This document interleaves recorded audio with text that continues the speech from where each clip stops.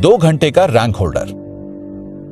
जब आपको आईआईटी की प्रिपरेशन करने के लिए कहा जाता है तब सबका यही कहना होता है कि एक बार जेईई क्लियर कर लिया तो उसके बाद तुम्हें फ्यूचर की टेंशन लेने की कोई जरूरत नहीं है। लेकिन ऐसा बिल्कुल भी नहीं था।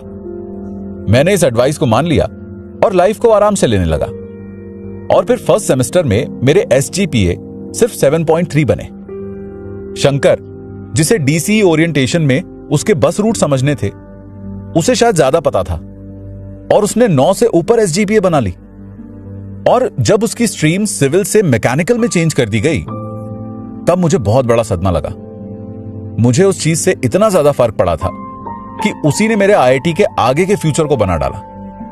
उस दिन मैंने एक दूसरे डे स्कॉलर और मेरे दोस्त पराक्रम खंडपुर से बात की, जिसके पास कंप्यूटर साइंस थी और उसकी ऑल इंडिया रैंक 33 थी। उसने मुझसे कहा कि बिना मेहनत के आईआईटी का सपना एक खाली सपना बनकर रह जाएगा। मैंने डिसाइड कर लिया था कि अब मुझे मेहनत करनी पड़ेगी। पहले सेमेस्टर में 7.3 एसजीपीए से मैंने सेकंड सेमेस्टर में सीधा 9 एसजीपीए बना ली। और फिर मैं रुका नहीं और हर सेमेस्टर में मैं 9.5 एसजीपीए से ऊपर रहा। और यहां तक कि मैंने लास्ट सेमेस्टर में 10 एसजीपीए बना ली, जिसे दस्सी कहा जाता था। लास्ट सेमेस्टर में दस्सी करना कोई आम बात नहीं थी और तब तक लोग कैंपस प्लेसमेंट में चले गए थे या फिर आगे मास्टर प्रोग्राम ज्वाइन करने का प्लान कर रहे थे।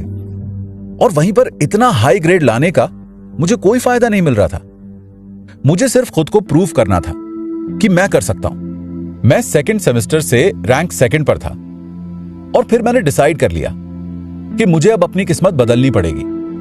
और लास्ट सेमेस्टर में इतना परफेक्ट स्कोर करके मैं डिपार्टमेंट का रैंक 1 बन गया, लेकिन सिर्फ 2 घंटे के लिए। यह सिर्फ तब तक था जब तक फाइनल ग्रेड को पब्लिश करके नोटिस बोर्ड पर लगाया नहीं गया था। पहले वाला डिपार्टमेंट रैंक 1 रोता हुआ प्रोफेसर के पास गया और कहने लगा, मेरी जिंदगी खराब हो गई। उसने कंसिस्टेंटली हर सेमेस्टर मेहनत की, लेकिन फाइनल सेमेस्टर में हार गया। प्रोफेसर ने उसकी कंसिस्टेंसी को रिवॉर्ड करने के लिए उसे एक एडिशनल ग्रेड दिया और वो फिर से डिपार्टमेंट रैंक 1 बन गया। यह मेरे लिए बहुत चौंका देने वाली बात थी, क्योंकि मैं फर्स्ट आने के बाद भी हार गया और अब मुझे फर्स्ट रैंक होल्डर का मेडल नहीं मिलने वाला था। यह हादसा मेरे दिमाग में काफी समय तक रहा और यही चीज आगे भी मेरी जिंदगी के कई हिस्सों में होती रही। शायद मैं एक लेट ब्लूमर था। खैर, अच्छी चीजें उन्हें ही मिलती हैं जो इंतजार करते हैं। रिजेक्ट हुआ वीजा। आपकी वीजा एप्लीकेशन रिजेक्ट कर दी गई है। इस सेंटेंस ने एक बार मुझे इतना दुखी किया था कि मैं भूल नहीं सकता। मैं उस समय 10th ग्रेड में था और मैंने कैनेडियन वीजा के लिए अप्लाई किया था ताकि मैं गर्मियों में अपने मामा के पास छुट्टियों के लिए जा सकूं। हालांकि वो टेक्निकल गलती की वजह से रिजेक्ट हुआ था, जिसमें मैंने अपने स्कूल से एनओसी अटैच नहीं की थी, लेकिन फिर भी मुझे बहुत बुरा लगा था। उसके बाद मैंने आज तक 50 कंट्रीज ट्रैवल कर ली है, लेकिन वो रिजेक्टेड वीजा की एप्लीकेशन मुझे आज भी हर्ट कर दिया। फिर आईआईटी से मुझे उस वीजा रिजेक्शन को रिडीम करने का एक एक्सचेंज प्रोग्राम के द्वारा चांस मिला और मैंने बस वो ऑफर ले लिया। फिर मैंने वो इंटरव्यू भी क्लियर कर लिया और फ्रांस के प्रोग्राम के लिए क्वालिफाई कर लिया। मेरे साथ मेरे दूसरे बैचमेट्स भी थे। बस फिर इंसा लियोन इंस्टीट्यूट अगले साल के लिए मेरा घर होने वाला था। दोनों इंस्टीट्यूट एक्सचेंज प्रोग्राम करवाते थे और इसमें खास बात यह थी कि आपको एक भी पैसा देने की जरूरत नहीं है। आप आईआईटी में रेगुलर फीस दे रहे हैं और फ्रेंच स्टूडेंट फ्रांस में फीस भरेगा, और वो भी बिना किसी एक्सचेंज रेट के। मेरी एक और वजह से किस्मत अच्छी थी। मुझे पता चला कि 1 महीने की 600 यूरोस की स्कॉलरशिप फ्रांस में मास्टर्स कर रहे स्टूडेंट्स के लिए अवेलेबल थी और उस साल वो बैचलर्स कोर्स के लिए भी अवेलेबल कर दी गई। अब दिक्कत की बात यह थी कि सिर्फ 2 स्कॉलरशिप ही दी जाती थी, और अगर मैं ये इंफॉर्मेशन अपने बैचमेट के साथ शेयर करता तो मेरे सिलेक्शन के चांसेस कम हो जाते, क्योंकि हम सब 6 जने थे।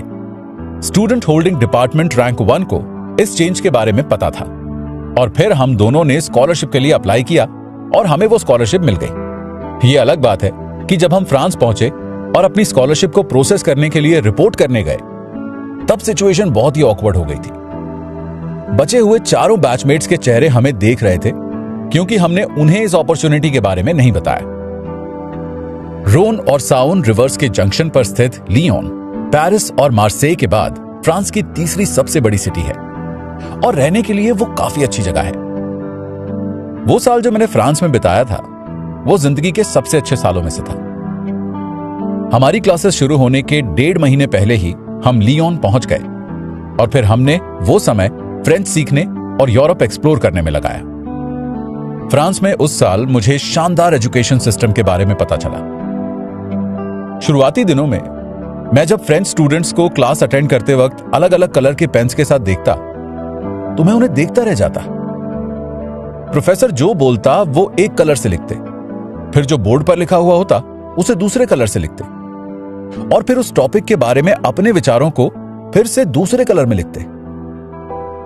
जब मैं वापस इंडिया लौट आया तब भी ये स्टाइल मेरे साथ बनी रही और सबसे इंपॉर्टेंट मुझे ये समझ आया कि जहां पर इंडियन एजुकेशन सिस्टम की शान उनके क्लास के टॉपर्स में है, वहीं पर फ्रेंच सिस्टम की जान उनके क्लास के बॉटम वाले बच्चों पर है। वो सेलिब्रेट करते थे कि सबसे कम मार्क्स लाने वाले बच्चों को भी बेसिक कॉन्सेप्ट समझ आ रहे हैं। वहां पर 1 साल पढ़ाई करने के साथ साथ मैंने पूरा यूरोप ट्रैवल किया और यहां तक कि यूके की एक सोलो ट्रिप भी की और सभी स्मार्ट आईआईटीएंस और अच्छे एसजीपीए वाले हम बच्चों ने भी कुछ स्टूपिड चीजें की। इटली में मेरे एक बैचमेट के साथ मैं वेस्पा चला रहा था और मुझे यह लगा कि वहां पर कोई ट्रैफिक लाइट्स नहीं है और फिर बाद में मुझे रियलाइज हुआ कि हम कम से कम 20 रेड लाइट्स क्रॉस कर चुके हैं जो केबल से लटकी हुई थी और हम पोल्स ढूंढ रहे थे।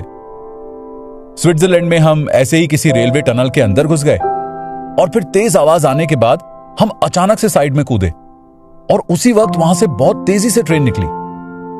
लियोन इंटरनेशनल प्रोग्राम के चलते हुए मैंने वहां पर काफी अच्छे दोस्त भी बनाए। वहां पर आपको एक लोकल फैमिली के साथ रखा जाता है। मैं हर हफ्ते उनसे मिलने जाता था और हमारा कनेक्शन इतना अच्छा बन गया था। जब मैं वापस इंडिया आ रहा था तब वो जेंटलमैन मुझे लियोन से जिनीवा एयरपोर्ट तक छोड़ने के लिए आए, जो लगभग 1.5 घंटे की दूरी पर था। आपने गेस तो कर ही लिया होगा कि मैंने जिनीवा से अपना बोर्डिंग स्टेशन क्यों रखा, क्योंकि वहां से फ्लाइट सस्ती थी और मैंने अपनी स्कॉलरशिप से इतना पैसा बचा लिया था कि इंडिया आने के बाद मुझे वापस अपनी पढ़ाई के लिए घर वालों से पैसा नहीं लेना पड़ता। और इसी तरीके से मैं 2002 से ही फाइनेंशियली इंडिपेंडेंट बन गया था। फ्रांस में 1 साल बिताने से एक चीज जरूर हुई, मेरा फॉरेन को देखने का नजरिया बिल्कुल बदल गया। मैंने वहां पर बहुत मजे किए, लेकिन मैंने फॉरेन में रहने का अकेलापन भी महसूस किया, खासकर कि आखिरी 2 महीनों में जब मैं लियोन में इंटर्नशिप कर रहा था और मेरे बैचमेट्स दूसरी सिटीज में चले गए थे। मुझे उस वक्त काफी अकेला फील हुआ था। वापसी पर मुझे एक चीज क्लियर थी कि मुझे स्टैनफोर्ड या एमआईटी में अपनी मास्टर्स करने के लिए नहीं जाना है। अगर मैं वहां गया तो मतलब यह है कि मुझे बाहर ही करियर बिल्ड करना पड़ेगा। और मैं श्योर हो चुका था कि जो डिसिप्लिन और हौसला मैंने बनाया है उससे मुझे अब कैट एग्जाम को क्रैक करना है।